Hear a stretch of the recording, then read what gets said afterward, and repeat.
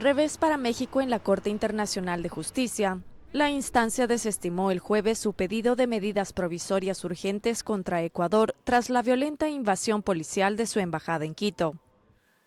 La Corte concluye que las circunstancias, tal como se presentan ahora ante la Corte, no son tales que requieran el ejercicio de sus facultades bajo el artículo 41 del Estatuto de indicar medidas provisorias. El 5 de abril, fuerzas policiales de Ecuador irrumpieron en la embajada mexicana en Quito para detener al ex vicepresidente Jorge Glass, quien había recibido asilo político en México en momentos que era investigado en un caso de corrupción. La Corte, sin embargo, enfatizó la importancia de la inviolabilidad de los diplomáticos y embajadas.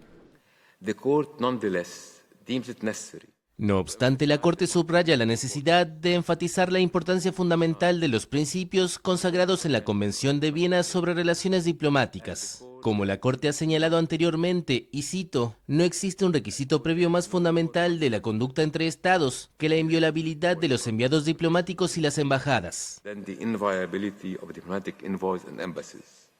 México pidió ante el tribunal que se exija con urgencia a Ecuador la protección de los archivos de la embajada invadida y que permita el desalojo de la sede diplomática y de las residencias privadas de su personal.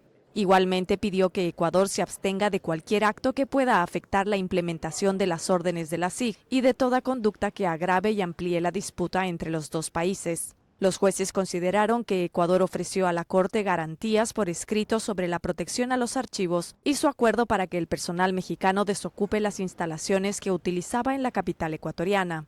Para nosotros esto es un primer paso, son las medidas provisionales solicitadas por México y